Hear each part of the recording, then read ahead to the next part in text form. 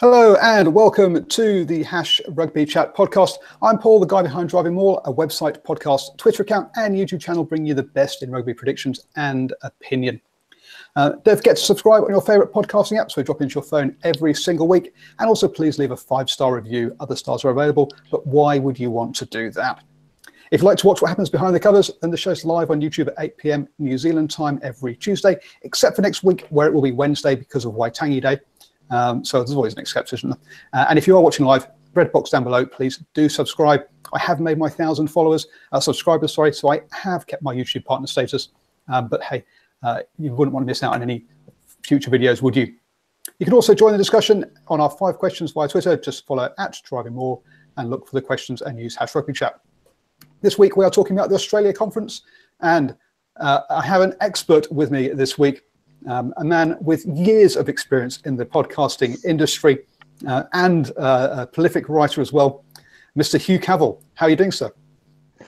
I'm doing fantastically well. Thanks so much for having me on. A real privilege, and looking forward to talking a bit of rugby. I've got to say, I've been in summer mode, I've been in cricket mode, but I think the Sevens on the weekend, triumphant for Australia in men's and women's, has gotten me back into the swing of it all, and looking forward to continuing the Australian success through the year, which I'm sure is going to happen. And sorry, Hugh is from Green and Gold Rugby, and you had a great interview on one of your podcasts with the Sevens coach friend, wasn't it? I think it was. So you guys get in. So do download the Green and Gold Rugby podcast. They do lots of stuff across Sevens and 15s. And also joining us from a bit further north, we have Shane in his Reds jersey there. How are you doing, sir? Good, Paul. How are you? I'm good, thank you. Welcome back to the podcast. Now, both these gents are very busy, and so I only have them for a short time. So we're going to rush through the questions tonight and straight into the first one then. Will the return of Pocock and Leofano help rookie coach McKellar put the Brumbies top of the pile again? Hugh, do you want to kick us off? Yeah, look, it's interesting. I mean, the Brumbies have been the dominant team in the Australian Conference for a few years now, and last year I think a few people tipped them to fall away a little bit, losing a bit of star power in Matt Tamua, Christian Leofano as well, and a few other guys, and they didn't really. I mean, in what was a pretty lean year for the Australian Conference, the Brumbies were the clear standouts. And they still managed to top the conference. And this year, you've got to say, a few big names coming back in David Pocock and Christian Leofano. The other guy coming in to watch is Big Icy Naisarani, who they picked up from the Western Force and arguably probably the most sought after prospect from that team. So you probably back the Brumbies to keep their form up and be really close to the top of the Australian Conference this year. I mean, you mentioned they've got a rookie coach, Dan McKellar, and he's been around that setup for a little while now, Stephen Larkham. So you think it's a pretty natural succession, and coming back into the fold is also Laurie Fisher as an assistant coach, and some people might recall him. He was a co-head coach with Stephen Larkham and a previous head coach of the Brumbies. Very well-regarded coach, especially in the terms of the forwards and what he can do with the front row. So he's another big in for the Brumbies, and you've got to say that with the amount of class they've got in that side, that they'll be pretty hard to shake. The key point to note as well, though, is David Pocock is going in for some minor surgery to clear up a problem, I believe, with his knee. And that is expected to put him out 6 to 8 weeks. So that's a huge blow for them coming into the start of the season. So, that tempers the enthusiasm a little bit about the Brumbies. But in what looks to be, as we'll go through this chat, it looks to be a pretty interesting year for the Australian Conference, a little bit in flux given what happened with going from 5 teams down to 4. You'd have to say Brumbies are probably favourites, and just with their continuity and the amount of guys they've managed to hold on to and bring in a few big names, I think they're probably the best looking team for 2018. Wow, already putting your colours to the mast on who's going to be top of. I'm a Waratahs fan, so I mean, obviously I'll tip them always, but yeah. Well, I'd save that one for last for you, so you could go out with a bang. That's good. I mean, we have got guys on the chat. So Joshua and Jack both asking around how long Pocock's out for, and as you say, 6 to 8 weeks. that is a blow for them. I was one of those saying last year was a rebuilding year because Stephen Moore obviously also left as well. But they did upset me, or they did prove me wrong last year. Now, Shane, we were talking before the show, and you mentioned that there's someone as good as gone up to the Reds to help them Carmichael Hunt issue. So, how do you see the Brumbies and what's left? Are they looking? Are you going the same way as Hugh and saying top of the pile, or a bit harder than that? The Brumbies are Australia's best side, and they will win the Australian Conference. I have no doubt about that, although I'm not a betting man. But I think you'll find that the Brumbies are a team that just chip away and chip away and chip away. And they won 6, I think, out of the 15 games they played in the conference last year, as well as picked up bonus points when they lost. And it's always good to see a side that just is so competitive, and they're Australia's best side for a reason. They will win the Australian Conference, and they will play their style of rugby, which is a very old school style of rugby. But I think they'll be all right. And with Liliafano and David Pocock back on board, and Laurie Fisher, as Hugh mentioned, back as an assistant coach, they've got the right structures there. They're a side that is just tradesman-like, and that they'll keep going for the 80 minutes and be very competitive. On the pitch, they've been good over the last couple of years. Off the pitch, a little bit more dysfunctional. I mean, obviously, you say Laurie Fisher was a co-head coach here before. He was head coach at Gloucester underneath the director of rugby. How do you think he's going to cope as an assistant coach? Are we going to perhaps see a bit of a power battle in the coaching lineup, or do you think there will have a bit of harmony there? I might pass that one to Hugh, actually. Well, look, I don't know. I mean, my opinion on Laurie Fisher is that he's had a few cracks at head coaching and it probably hasn't worked out for him. And you know, my opinion of him is he's best served as an assistant coach. Look, that could be, you know, he could still be ready for a shot at another coaching job down the track. But look, it's hard to know. I mean, he has served as an assistant coach before, in a pretty, very capably at the Brumbies. It'll be interesting to see. It'll be one of the points of focus through the early part of the season. I think they've managed to, even in those co-head coaching days when it seemed to be a little bit chaotic, they still actually managed to put it together on the pitch. And Canberra's just got a way about keeping the players focused on the game, and they've got a really cohesive team down there. They all live together or live in a very similar part of Canberra. They all eat meals together, and I think that's one of the reasons for success. So they've just got a really close unit that they've formed down there, and the coaching system's a part of that. So, I wouldn't expect there to be too many problems there, but look, you never know, especially with guys coming in and out, David Pocock especially, a few new faces coming around taking old spots. You never know what might happen, but I wouldn't expect there to be many problems. Okay, yeah, I think we're going to see them as Shane says, picking up lots of bonus points and chipping away. So moving on now then to the Eastern Force, the Rebels, with a new coach and 17 players joining the Rebels squad. Is there any hope of this anything more than being a rebuilding year for the Rebels? Shane, you want to say first crack at this one? They want to go far. They'll want to go as far as they can. They don't have any excuses with the Wallaby signings that they've got from the Western Force. I think they'd be top 2 in the conference. I think they're certainly going to play a brand of very attacking rugby. I just think, though, that when it comes down to the crunch, you're going to see the experience of sides like the Brumbies outperform perhaps the class of the attacking Rebels, as I like to call them, given that they've made that many signings. So certainly they would certainly have high hopes, though, of winning the conference, and their fans would. but it's really going to come down to what they've got on the pitch, and certainly it's going to be. Well, it's going to be more than that. They're going to have to perform a lot better than what they did against, particularly the New Zealand sides, than what something like the Brumbies would do, where they pick up bonus points and be very competitive. So I'm going to say the jury's out on that one at the moment. Oh, dear me, here we are, an opinion show, and we're sitting on the fence. The big thing is, well, for me, wasn't John O'Lance supposed to be going there? I was listening to the Fantasy Rugby podcast, and they were talking about how there isn't really a guy there they can see who will lead the Rebels around the pitch from fly half. Is that really going to be their point of weakness, think you? Yeah, look, the Rebels are the biggest question mark over the entire competition for mine. I mean, they could be anything. They could be fantastic and they could be dismal.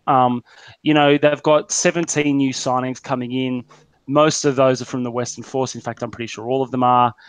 They've got the Western Force coach coming in. They've already had some ructions early days between some of the old players like James Hansen and obviously John O'Lance now moving away. Nick Sturzacker and some of the old Rebels players that are seemingly being displaced by the Force guys.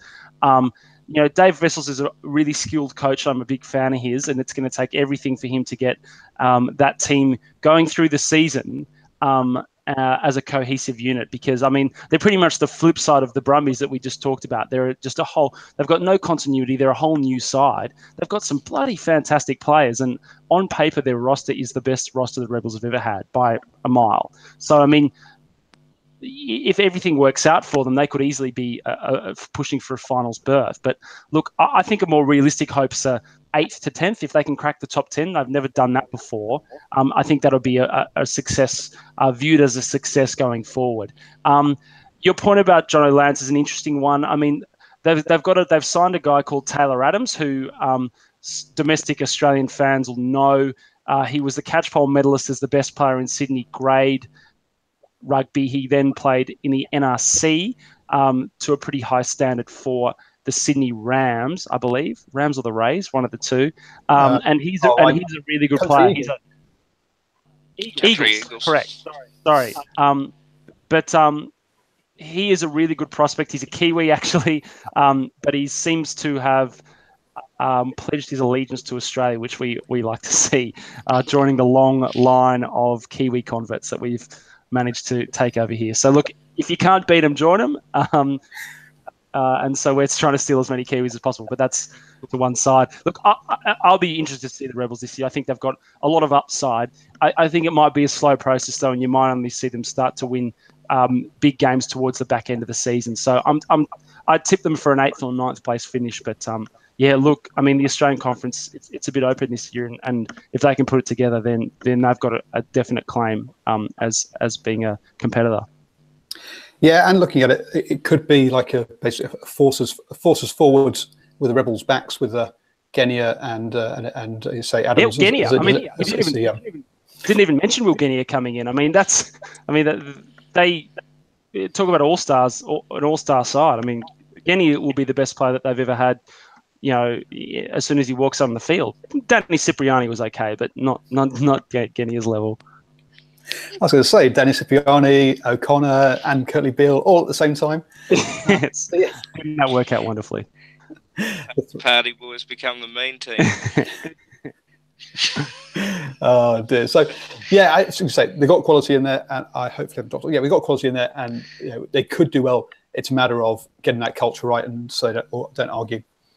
Heading off to the new joiners. In the Sunwolves is Jamie Joseph, going to be able to handle being both the Japan and Sunwolves head coach with national duties take priority. How do you see them doing up there? Do you want to? I'll kick off. Shane, you're look. Yeah. I'm admittedly I'm a little bit blind on the Sunwolves. So I mean, if anyone else has got, I defer to people that have been watching them a little bit close. So I mean, last year they in the first few rounds looked like they'd be just absolutely dire, but ended up coming good in the last sort of half of the season and played a couple of really good games. And actually, a couple of good ones in South Africa from memory as well. But look, I don't know.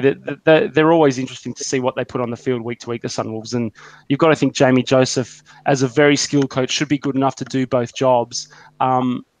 But both are really challenging gigs. So I don't know. I think the proof will be in the pudding. It's a bit like the Rebels. I'm unwilling to put a marker down on them until I've seen them for 3 or 4 weeks, because they're just such a question mark, and they've only been in the comp 2 years. So really, they could be anything. They could be last by a mile, but they could actually be now at that stage where they can push up for a higher berth, a bit like what the Rebels are. Yeah, I think with the Force, sorry, not the Force. I think with the Rebels and Sunwolves, we'll see a bit like the Force last year. Force sort of finished with a wet sail. They didn't do so great for a couple of first couple ones, but they pulled it together as they had time together. I think we're going to have to see that from the Sunwolves. From looking on Wikipedia for the number of transfers, it looks like 37 players have left and 22 players have joined the squad. So wow. It looks like it's effectively a brand new team from scratch. But when you look at some of the players that they've been bringing in, they've gone overseas for a few more recruits this time than they have done before, and they've actually brought in some sort of Super Rugby experience. And you've got some Leachers there now, from the Chiefs. Hayden Parker's gone over there from the Highlanders. So they've gone over to New Zealand to get a bit of the sort of brains trust in the 8, 9, 10 region, and they've and also brought in a hooker from Georgia, a South African prop and an Australian prop, and a New Zealand prop. So they've tried to kind of fill in those areas that perhaps Japan has historically kind of struggled in, with a bit of experience to help them out. So possibly, but I just think it's going to take a while for these guys to gel, because it is such amount of turnover, and it's basically, to me, it's just an entirely new squad. But I think that's probably about as much as we're going to know about Japan, because, as you say, we haven't been seeing a lot of players in there from teams like Honda Heat and Cannon Eagles, who I've really never seen before. So there's going to be a lot of unknowns, which is exciting. But I think but it's not. So we're not going to know much about. And as we'll move swiftly on from that one, now Shane, this is your club here. The Reds recruitment has been mainly from Queensland clubland, including Brad Thorne as head coach. Are they going to have the quality to compete? Well, firstly, I think all Australians would know this chant, Queenslander, which and Brad Thorne is a mighty Queenslander as well as a mighty All Black. It has to be said for this Wallabies fan. But look, we're looking forward to having Aidan Toa come up as well from the Brumbies. We're going to have a younger side, but we're going to have a side that I think is going to be continually learning some lessons. We're not going to set the conference on fire, not by any standards, but I think we're going to be learning more or less from each other. I think that's what Brad Thorne's going to play, is going to try and play a game where everyone in the team will know their role, and it's going to be a 2 or 3 year thing in terms of stepping up. But I think with the Reds, they seem to play well against some sides like the Blues, and we seem to do well against the South African Conference. The key is going to be how do we perform against, in terms of the 8 other derbies, as well as, we seem to be a hot and cold side. We play well for 60 minutes. The last 20 minutes are full of ill discipline and errors and things like that. So there's a lot of work to be done. And look, it's going to be a very interesting year for the Reds in terms of results, and I hope we can go 8 from 8 in our derbies, and I hope we can go 8 from 8 in our conference cross-conference games. But it's not going to happen. but I trust in Brad Thorne. I think all Queenslanders trust in Brad Thorne, and I think we'll learn some really good lessons about where the Reds stand at the end of the year. Hugh, we've got Brad Thorne's coaching coaching experience is with Queensland Country in the NRC. He's brought in a bunch of players from the NRC, which is what I guess it's there for. But really, this is a really inexperienced side, isn't it? Yeah, I think Shane has been pretty diplomatic there in the way that he was phrasing some of his comments, because it's a rebuilding year. I mean, they've got so much young talent coming through those Queensland systems, and locally we saw that in the NRC and even in the under-20s this year. I mean, they've got some really good young players that are in that system, and if we can see a few of those starting to come through this year, I mean, there's a lot of publicity around Quade Cooper being essentially shown the door. We've seen Carmichael Hunt, and his future's very much uncertain, pending yet another court case. Nick Frisbee's also left. Stephen Moore has gone to an early retirement, which you've got to wonder whether that was somewhat forced by the club. So there's a huge generational shift in the side, and I think it's going to be a lean year. They're going to come last in the Australian Conference. That's what I predict anyway. And you've just got to wonder where that. Who are the class players and their real leaders stepping up in that side, and on the face of it, their depth is pretty limited and their class is pretty limited. Now, I think Shane's right; it's a 2-3 year project. Now, in years 2 and 3, that could be a really good side, and you've got to wonder if they're trying to find that next Genia Cooper combination. It could be a guy like Moses Sorovi or James Tuttle. It could be a guy like Jake McIntyre. There's those names and those guys that are floating around that Australian rugby fans might not know in round 1, but you hope by round 18 they'll be a little bit more of household names and pushing for those higher honours and gaining that valuable experience. So, there's enough quality in guys like Samu Karevi, Eto Nabuli, and some of the forwards, the experienced forwards that are there as well, that can probably get that team in games, whether they've got the experience and whether they've got the class in those key positions to finish it off is another question. But yeah, I think if they can take 7 or 8 wins, that'll be a real achievement for them, and they'll be targeting some of those Australian Conference games, I think, because that's where they think they can probably really compete. Now, I'm cheating, so I've got the Wikipedia page open, but Jake McIntyre went to Argent, didn't he? So they've gone and there you go. I think I'm mixing him up. The young 10 prospect coming out of Queensland, who was I get their names mixed up. Hamish Stewart. Hamish Stewart. That's the one. Sorry. McIntyre was the previous iteration of the young 10 coming through, but nonetheless, Hamish Stewart, he's a really encouraging prospect coming through as well. So look, there'll be a few young names coming up there that I think will be giving it a really good shake. And the other guy's Duncan Paiuia, who we saw blooded in Wallaby Gold against the Barbarians at 10, and that'll be the other really interesting talking point. Are they playing him at 10, like Michael Checker seems to think is his best position? Are they playing him at 12, where it seems Queensland have always thought he works best? And I think he's played a bit of 13 as well. So really, could play any number of positions, and that'll be one of the things that'll be interesting to see where Brad Thorne's thoughts lie. Yeah, and Shane actually mentioned that pre-pod when we were having a quick chat about this, about whether we'd see Paiula in the centres or at 10.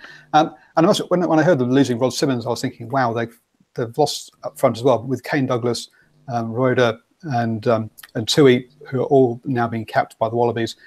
They have got some. The engine room is there, at least for that pack, as you say, to keep them in games. Is George Smith breed coming through?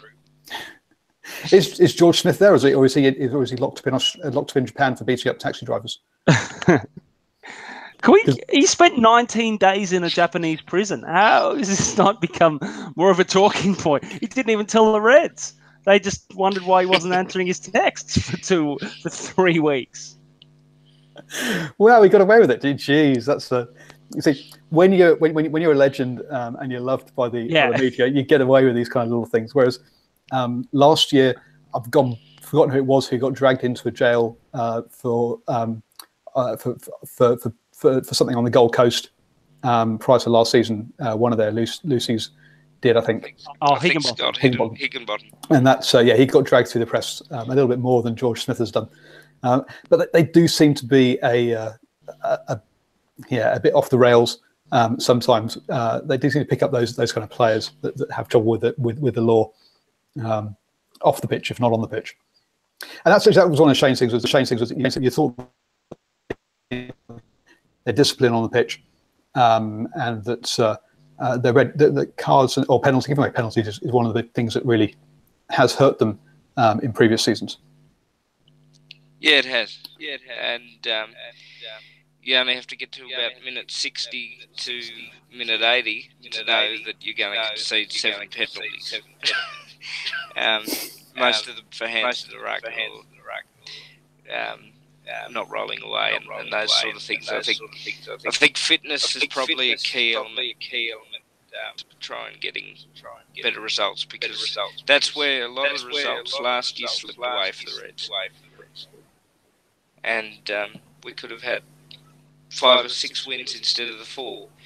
So things like that are a key element to try and getting better results for the Reds, as well as making sure that the conditioning of our players, because you can tell the forwards look really tired and the backs run out of options when that happens, and I think that's the thing that Queensland have to fix up. Will I be worried then, because Brad Thorne was supposed to be the strength and conditioning coach last year, wasn't he? But both of you guys got to get away, and so I'm going to dash on to the last question. And I was amazed that both of you went for the Brumbies topping the ladder, because the Waratahs are the only side to keep their 2017 coach in the Australia Conference. Will that and the least changed squad put them top of the log? You're both reckoning no. Hugh, this is your team.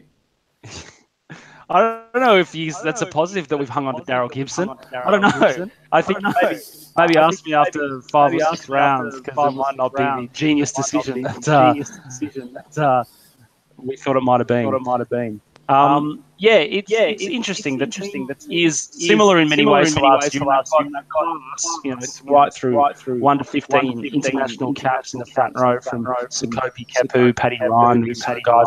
They brought in Rob Simmons, who's obviously a really experienced player. Michael Hooper is, pound for pound, probably Australia's best player. Bernard Foley, Falau, Curly Bell. I mean, they should win the Australian Conference. They perform anything like their ability on paper. But as we've learned from the Tars, that they never play as well as they should. And it's probably going to be another one of those years, I think. They'll show flashes of brilliance. They might knock off 1 or 2 New Zealand teams in comfortable style, but then they'll drop a game to the Cheetahs or no, actually, the Cheetahs don't exist anymore. But they'll drop a game to the Sunwolves or a visiting South African side, or they'll blow a game when they have a 14-point lead in the last 10 minutes. I mean, that's just the things the Waratahs do, and I can't see that changing in 2018. But they've got some really good young players. They brought Curtis Rona in from the Western Force. I think they may be bringing in Ben McCarman. We're still not quite sure as to the status of that. He's still yet to be signed to another Australian Rugby side. So there's some real potential in this side, and as I say, they play to that potential. That can really be a competition contender. But last year was a disappointing year, and the word coming out of pre-season training is they're doing a lot more fitness work, and they're making a lot of noises about how they're learning the lessons and plans, and they've brought in 2 new assistant coaches, including Simon Cross, who's a coach there under 20s side. So there's some good things happening there, but will it transfer on the I'm not convinced yet, and probably won't believe it till it's there. But that's just a cynical Waratahs fan. And And they'll be good, but I don't think they'll be to the level they've been in previous years. Because the only two names I thought they've left that they might miss are Dean Mum and Will Skelton. Everybody else looks like they're pretty much, the people that left aren't really names I think they'll miss. As long as they've got a good long rope to do their training with. Yes, that's right. The ropes actually been upgraded to full contract status. So it's good to see that someone's been performing well in pre-season. Oh, fantastic. Shane, you said this prior to the pod. You were like, I'm gunning for the Reds and the Waratahs questions. What was it about the Waratahs that you want to now put the boot in? Sorry, Hugh. Far away. They can be very frustrating to watch. With the amount of wallaby talent, and they're certainly gained. They're going to produce results this year. Like you, Hugh, I'm actually sitting on the fence. I really don't know where the Tars are going to go this year, but I think it all depends on their attitude and how they're going to approach every game. And I think they've just got to go out there and just play rugby. I do note with interest that round is always a reasonable gauge of how they're going. This time they don't have the derby. The first game they got this year is against the Stormers. Now they have to be switched on from round one. There's going to have to be no excuses, and they're going to have to just turn up because they have no one to blame themselves for the results that have happened over the last 2 years, and they've got no excuse if the results turn airy this year, and it might result in a change of coach, and you could see Simon Cron coaching them next year, which wouldn't be a bad thing. Did I lay the boot in far enough? I think if they drop a few early games, there'll be a long line of people there to put the boot in as well. Oh dear. So it sounds like Simon Cron is the man who's on the up there. Anyway, I say they've only lost 2 players I recognise names. I think they should be settled. They should hit the ground running, and if they don't, then I think they'll be in real trouble. To be honest. So guys, I don't know if you've got a couple of minutes more, or if we need to wrap things up. If you've got a couple of minutes more, so obviously the Sevens guys. Hugh, were you there? Did you actually get down to watch it?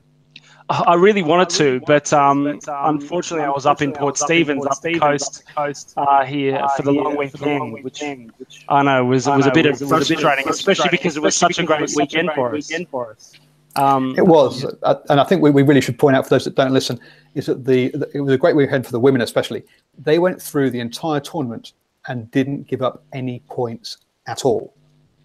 They won all their games to 0, which is just crazy. So coming over to Hamilton next weekend, do you think the girls and boys can do it again? Well, I don't think there is a women's tournament next week. Oh, there isn't. Sorry, no, you're right. It's just the men's, and I mean that was another. I mean that was in many ways the women are the gold standard in women's sevens, but our men have been for many years, haven't won a tournament since 2012, I believe. So to come out and do that and beat Blitzbach in the final 29-0 like that. Amazing to see, and I didn't expect it. And I don't think anyone did. So it was really encouraging. We've got a couple of great prospects coming through there. In I think Tom O'Donnell's one, and Morris Longboard's another. So it's great to see us uncovering new talent in our men's side as well. Yeah, they trashed my Super Brew predictions by winning it. I'll be honest. I had the Blitzbox down to win that one. So from before the tournament started, really, they are the class act to beat.